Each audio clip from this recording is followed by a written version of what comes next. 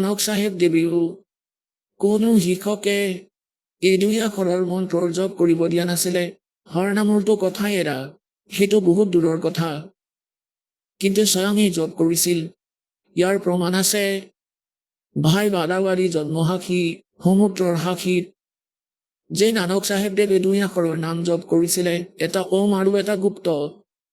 তেওঁ সঠিক জপেই কৰিছিলে। এই দাসে বাৰে বাৰে সাৰ্বজনীন কৰিব নোৱাৰে সেই মন্ত্ৰটো।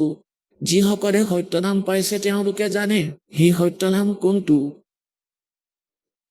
গতিকে কোৱাৰ ভাৱ এইটো যে নানক চাহেব দেৱক কৈছিলে যে আপুনি উল্লেখ নকৰিব। এনেকুৱা বিপদ হৈছিলে মৰ্দানাৰ সমগ্ৰ শিখ সমাজ। তাৰ পৰা ইমান ভয়ভীত হ'ল যে এই মন্ত্ৰৰ জপ নকৰা হ'ল, উল্লেখেই নকৰা হ'ল। কাৰণ কি আছিল?